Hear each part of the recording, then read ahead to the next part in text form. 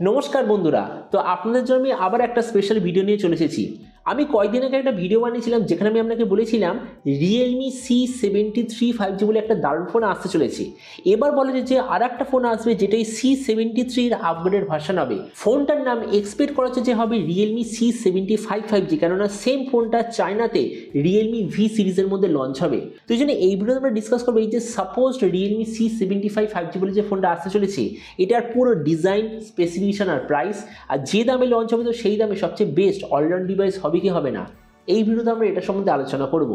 তো চলো শুরু করা যে ভিডিওটা কোনো সময় নষ্ট না করে, আপনি যদি গ্যাজেটওয়াল বাংলা চ্যানেল প্রথমবার আসেন আর এরকম বাংলা টেক ভিডিও ডেইলি দেখতে চান, তাহলে গ্যাজেটওয়াল বাংলা চ্যানেল সাবস্ক্রাইব অবশ্যই করে নেবেন। তো প্রথমে আমরা আলোচনা করবো এই স্মার্টফোনটার ডিজাইন সম্বন্ধে। তো এই যে আপনি স্ক্রিনে ছবিটা দেখতে পাচ্ছেন, এটাই হলো আপকামিং যে রিয়েলমি C75 5G এর পেছন দিকের ডিজাইন।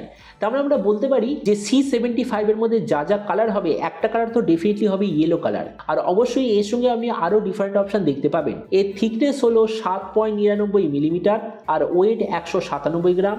এর পেছন দিকে আপনি পাবেন প্লাস্টিকের ব্যাক কভার, সাইডেও আছে প্লাস্টিকের ফ্রেম।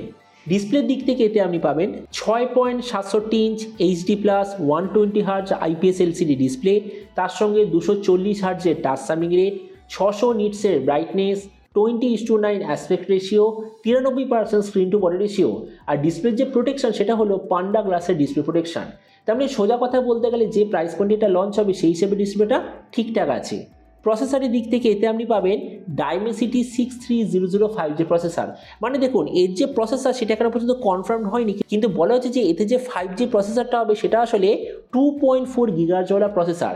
আর রিয়েলমির রিসেন্ট হিস্ট্রি দেখে বা বাকি ব্র্যান্ড সেম প্রাইস পয়েন্টে যা যা ফোন লঞ্চ করছে সেগুলো দেখে এটাই জানা যাচ্ছে যে প্রসেসরটা মোস্ট প্রবাবলি হবে Dimensity 6300 5G। ক্যামেরার দিক থেকে এতে আপনি পাবেন 50, 8 আর 2 এর ট্রিপল রিয়ার ক্যামেরা, সঙ্গে 8 মেগাপিক্সেলের সেলফি। এই যে স্মার্টফোনটা আপনি বিভিন্ন ধরনের র্যাম আর স্টোরেজ অপশানে দেখতে পাবেন, যেমন হলো 4GB, 6GB, 8GB, 12GB RAM variant, তার সঙ্গে 128GB, 256GB, 512GB আর 1TB স্টোরেজ অপশানে লঞ্চ হবে। এর র্যামের কোয়ালিটিটা হলো LPDDR4X, মেমোরিতে আছে UFS 2.2 যেটার সঙ্গে হাইব্রিড কার স্লটের অপশান। ব্যাটারিতে আছে 5.5 mAh ব্যাটারি, সঙ্গে 45 ওয়াটের চার্জার, আর কানেক্টিভিটি হলো USB Type-C। তো এবারই স্মার্টফোনের বাকি কিছু ফিচার বলতে গেলে এতে আপনি পাবেন Android 14 অথবা 15 out of the box, 3.5mm jack, single speaker, side mounted fingerprint sensor, আর IP64 এর ওয়াটার অ্যান্ড ডাস্ট প্রোটেকশন। আর এর OS আপডেট সার্কেলের দিক থেকে বলতে গেলে এতে আপনি পাবেন 2 বছরের মেজর OS আপডেট আর 3 বছরের সিকিউরিটি আপডেট। তো এবার সবচেয়ে মেন জিনিস, ফোনটা কবে লঞ্চ হবে, কি দামে লঞ্চ হবে। দেখুন, ফোনটা চায়না সার্টিফিকেশন সাইটে এসে গেছে, তার মানে আমি এক্সপেক্ট করছি যে ফোনটা জানুয়ারি মাসে আশেপাশে লঞ্চ হওয়ার সবচেয়ে বেশি চান্স।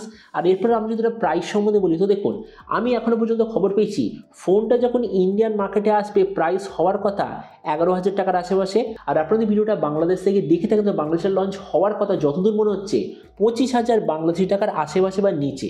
তো এবার সব ভিডিওর মধ্যে আপনাকে জানাবো এই যে স্মার্টফোনটা যে আসতে চলেছে সেটা কি প্রাইস পয়েন্টের মধ্যে সবচেয়ে ভালো, নাকি এর চেয়ে বেটার অন্য কোনো স্মার্টফোন অ্যাভেলেবেল আছে। তো দেখুন, আমরা যদি 10 থেকে 11,000 টাকার মধ্যে দেখি, তো আমি বলবো এর সঙ্গে একটাই ফোন কম্পিট করতে পারবে, সেটার নাম হলো Motorola G45 5G। তো আমরা যদি মোটোরোলার ফোনটার সঙ্গে কম্পেয়ার করি, প্রথমত ডিসপ্লে, এই দিক থেকে দুটো ফোনের ডিসপ্লে এক্স্যাক্টলি সেম, কেননা same display, same refresh rate, সব কিছু এক্স্যাক্টলি সেম। প্রসেসর, এই দিক থেকে আমি বলবো মোটোরোলা বেটার, কেননা মোটোরোলার মধ্যে যে স্ন্যাপড্রাগনের প্রসেসরটা আছে ওটা রিয়েল ওয়ার্ল্ড পারফরমেন্স এই যে রিয়েলমির মধ্যে যে আছে Dimensity 6300 সেটা থেকে অনেক বেশি পাওয়ারফুল। তো এই জন্য প্রসেসরের দিক থেকে মোটো বেটার। ক্যামেরার দিক থেকে এখানেও বলবো মোটো বেটার, কেননা দেখুন দুটোর রিয়ার ক্যামেরা এক্স্যাক্টলি সেম। ফ্রন্টে মোটোতে আছে 16 মেগাপিক্সেলের সেলফি, রিয়েলমিতে আছে 8 মেগাপিক্সেলের সেলফি। তো এই জন্য ক্যামেরার দিক থেকেও মোটো বেটার। ভেরিয়েন্ট, এই দিক থেকে দুটোই ফোনের স্টার্টিং ভেরিয়েন্ট হলো 4/128GB, তার মানে এই দিক থেকে কোনো ডিফারেন্স নেই।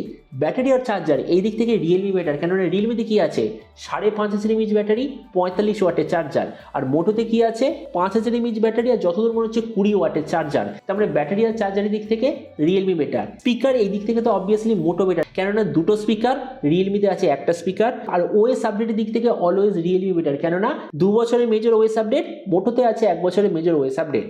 তার মানে দেখুন ভিডিও লাস্ট আমি জাস্ট আপনাকে এটাই বলবো, এই যে রিয়েলমির তরফ থেকে নতুন ফোনটা যে আসতে চলেছে, দেখুন নাম যাই হোক না কেন এই ফোনটা লঞ্চ হবে, এবার যে নামে লঞ্চ হবে সেটা রিয়েলমির ওপর। তো আমার মতে মনে হয় ফোনটা এই মুহূর্তে এই প্রাইস পয়েন্টে যা যা 5G ফোন অ্যাভেলেবেল আছে ওখানে একটা এক্সট্রা 5G হিসেবে অ্যাডিশন হবে। মানে আমার মতে মনে হয় এই ফোনটার মধ্যে কোনো এক্সট্রা বেনিফিট নেই, যার জন্য আমি আপনাকে ফোনটা নেওয়ার জন্য রিকমেন্ড করবো। মানে ফোনটা সেম প্রাইস পয়েন্টে যে বাকি 5G ফোন আছে সেগুলোর মধ্যে একটা অ্যাভারেজ প্রোডাক্ট। তো এবার আপনি নিচে কমেন্ট এই যে রিয়েলমি তরফ থেকে নতুন ফোনটা যে আসতে চলেছে, যা স্পেসিফিকেশন হবে এক্স্যাক্টলি এটা, কিন্তু নামটা হয়তো একটু চেঞ্জ হবে। তো আপনি কি এই দামে এটা নিতে চান নাকি অন্য কোনো ডিভাইস আপনি চুজ করতে চান? এটা সম্বন্ধে নিচে কমেন্ট বলতে আমাকে একদমই ভুলবেন না। তো চলুন দেখা হবে আগামী কোনো একটা টেক ভিডিওতে। Till then stay tuned and always remember, think positive, be positive. Thank you.